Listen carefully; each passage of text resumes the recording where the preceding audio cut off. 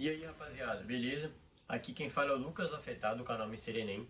E hoje eu vou trazer uma análise para vocês sobre uma análise geral do vestibular da UFA 2026, que aconteceu nesse domingo, né? Que eu fiz e provavelmente vocês fizeram também.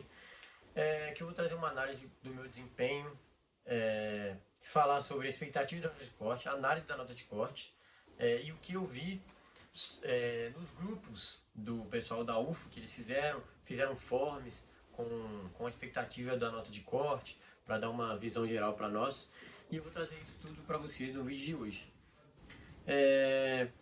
Falando sobre a prova em si. A prova, diferente dos anos passados, do ano passado, ano retrasado, que a UFO era considerada o vestibular, assim, um vestibular diferente dos outros, era um vestibular que cobrava matérias muito avançadas, que não caiu na USP, na Unicamp, na Unesp, no Enem, em nenhuma universidade padrão assim, cobrava matérias muito avançadas, números complexos, binômio de Newton e tal, e a gente viu uma prova completamente diferente esse ano. A gente viu uma prova bem mais básica, bem mais simples, bem mais rápida, bem mais, né, facilitada, bem mais fácil mesmo do que as provas dos anos passados e tal.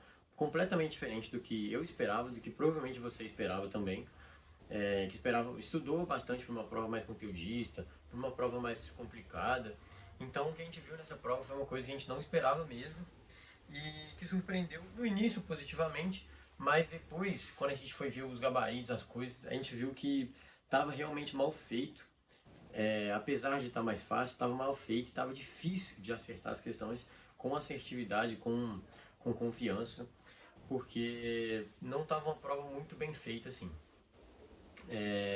Então, isso, em comparação também com o ano passado, a gente ter 88 questões na prova, e a nota de corte do ano passado ter sido 73, esse ano teve 65 questões, e a nota de corte, a gente vai ver quanto que ela vai poder ser, se ela vai manter a porcentagem. Vai ser uma coisa que a gente vai poder analisar certamente só quando sair mesmo a nota de corte, mas é uma coisa que eu tenho uma análise agora e eu vou falar para vocês. Mas antes, eu vou falar sobre o meu desempenho na prova da UFA, né? Que foi composta por matérias português, literatura, língua estrangeira, geografia, história, zoologia, biologia, química, física e matemática, separadamente. E, tipo, claramente estava mais fácil do que deveria ser. Tava bem tranquilo, mas estava pegando, por estar mal feita, a gente ficava errando questões. Por exemplo, vamos abrir português. Português estava bem tranquilo, com exceção de uma questão que eu vi que teve divergência entre muita gente, divergência com gabarito de estratégia, com gabarito de vários cursinhos aí, que deu divergência nessa. Eu mesmo marquei uma questão diferente do gabarito, né, que é o gabarito letra A, que fala que é um recurso estilístico do autor para referir ao próprio Mário Quintana, que no caso é o quintanesco, o humor quintanesco e tal. Só que, né, o humor quintanesco não é uma coisa para se referir ao próprio Mário Quintana, é uma forma para referir ao estilo dele, né, um humor com marcas do Mário Quintana. Então, é o que fala mais da D, que fala de marcar estilisticamente a autoria do produtor do texto. Então, fala que são marcas dele. Mas o problema da D é que fala de escarnecer, que no caso tem a ver com escárnio, né, xingamento e tal, e no texto tem nada de escárnio. Mas eu também descartei a tá, a resposta certa, porque não fala sobre o próprio Mário Quintana. Aqui, ó, tem até um xizinho aqui, ó. Eu consegui entender o que o texto falava. No caso, meu tipo é 4 e essa é a questão 9. Eu consegui entender o que o texto falava, mas eu não consegui achar a resposta certa, porque pra mim todas estavam erradas e eu marquei a menos errada, né? Só que o gabarito deu a A, também era uma questão errada, mas fazer o quê? Errei uma de português. Literatura era uma coisa ridícula. Sei com ideias básicas da prova você já conseguiu fazer. Não errei nenhuma também. E espanhol tava de boa, eu errei uma que falava de vos em vós outros, que era vocês e não, que era você e não vocês. Eu pensei que vos de vós outros era você, vocês no plural. Só que no caso é uma língua específica aí da Argentina e tal, que era vos é você. Então eu errei uma de espanhol. De inglês eu não sei, eu não fiz inglês, mas falaram que essa questão 17 aqui da ordem das palavras e essa da charge estava meio complicadinha. Então é isso que eu tenho a falar sobre a língua estrangeira. Agora, sobre a prova de matemática, tava uma prova. Desculpa o barulho. Mas de matemática tava uma prova bem mais tranquila que a anterior. Não tinha nenhuma questão com muita dificuldade assim. Também não errei nenhuma de matemática. Só essa questão aqui do tetraedro, que foi meio trabalhosa, né? Porque você teria que pegar o baricentro do triângulo de baixo para calcular a altura, tal, se você não soubesse, né, a fórmula do volume do tetraedro, que não precisa saber, eu não sabia e fiz a questão. Então não tive dificuldade com nenhuma de matemática, não. Estava bem tranquilo. Agora, biologia, nas provas anteriores, era o bichão da prova, das provas. Biologia e matemática eram do bichão da prova. Cobrava um número complexo muito avançado, binômio de Newton, biologia cobrava zoologia, umas coisas tipo assim, que é impossível da gente saber. Em matemática só caiu uma questão de número complexo, que nem precisava saber direito do número complexo. Só precisava saber sobre um pouco, ter uma noção básica sobre o plano de Argand-Gauss, e já dava pra saber. Agora, biologia foi super interpretação, não teve nenhum conteúdo mesmo em si, só tipo genética, mas bem de boa, qualquer um conseguiria fazer. Também não errei nenhuma de biologia. Física, aí sim, física e química estavam uma boa prova. Tinha uma prova, tinha questões avacalhadas como as questões da prova do ano passado tal, que cobrava astronomia e tal, mas dava para fazer. Eu acabei errando uma questão de radiação ionizante, porque aqui no texto falava de intensidade e falava que podia ser comprimentos de onda baixo ou muito altos. Então eu pensei, funciona em qualquer frequência, né? Comprimento de onda é inversamente proporcional à frequência. E amplitude normalmente tem relação com intensidade, então eu pensei que seria de amplitude, mas no caso a radiação ionizante é de frequência mais alta, né? Claro, eu não consegui pensar nisso na hora, né? Mas eu pensei, frequência alta significa radiação ionizante. Mas como no texto estava deixando claro, para mim estava deixando claro que cobria todas as faixas de frequência e que o que importava era a intensidade, ou seja, a amplitude, eu marquei amplitude, mas beleza, tá certo mesmo. Radiação ionizante por causa da frequência, então beleza, errei de forma certa. Química também estava bom, eu errei também sobre mercúrio, pensei que mercúrio se destilava, né, porque pensei por evaporar metal, mas o mercúrio realmente é líquido em estado padrão, então normal. Então errei uma de física, uma de química, uma de espanhol, uma de português. Aqui geografia estava bem de boa, estava uma prova boa também, que foi um ponto bom, porque nos anos passados o problema maior era a geografia, que tinha umas questões viajadas sobre coisas específicas de países, nada a ver, uma chuva que aconteceu na Austrália em 2022, umas coisas bem viajadas, e foi um ponto ótimo não ter isso em geografia, porque deixa a prova mais tranquila, né? Deixa a prova mais fazível, porque era infazível as provas do ano passado. História também não estava tão ruim assim, dava pra fazer, tava legal. Errei uma de história, eu confundi esse negócio do princípio de Marx aqui. Eu não pensei nisso na hora, de subsistência para capital, pra mim não fez sentido na hora, mas é isso, errei. Agora, filosofia e sociologia realmente teve muita divergência, tava ruim mesmo. Filosofia e sociologia tava uma prova bem abaixo.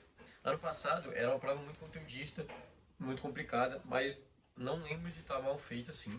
Não estava mal feita assim. Eu errei essa do Peter Singer de especismo, que eu marquei a letra A, que falava mais de especismo, só que a resposta era a letra D, que falava de utilitarismo. Só que Peter Singer criou a teoria do especismo, então eu quis marcar uma coisa mais nesse sentido, né? Até porque falei isso mais ou menos no texto, mas a resposta é de utilitarismo, muita gente que eu vi também errou, e essa de Foucault também estava super difícil de interpretar o que ele estava querendo dizer nisso. E a resposta era a vontade de saber, e eu marquei a recusando a representação jurídico-repressiva do poder. Mas beleza, errei. De sociologia estava realmente complicado, estava realmente mal feito mesmo, e eu acredito que deveria até anular, principalmente essa questão aqui do conceito de cidadania, que eu vi muitos cursinhos, muitos professores divergindo, falando que uma tá errada, outra tá errada, que mais de uma tá errada, e eu também entendi isso na hora. Só que eles deram a resposta como A, e aparentemente tem outras erradas também nas alternativas, essa aqui eu errei também, e é isso. Tipo, uma coisa que não dá pra saber qual é errada, igual aquela questão de português lá. Então, essa 64 aqui também, do fascismo aqui também foi complicada. Parece estar errado também, porque a resposta está falando de... A pergunta é, qual é a posição que concordam nos dois textos? O que fala nos dois textos? E a resposta certa está falando de reação autoritária da direita à democracia liberal. Só que nenhum dos dois textos está falando sobre direita ou esquerda. Então eu já cortei aqui, ó. É a única questão que eu cortei aqui. E eu marquei a B, a variante do regime político conservador mantido pelo sistema de estabilização burguês. E eu vi que muita gente me acompanhou, muita gente marcou nessa também. Mas fazer o que? A Gabarito deu isso, não tem o que fazer. A 65 também foi uma questão legalzinha, né? Esse negócio de cis, trans, falar o significado, para todo mundo acertar, né? Mas interessante.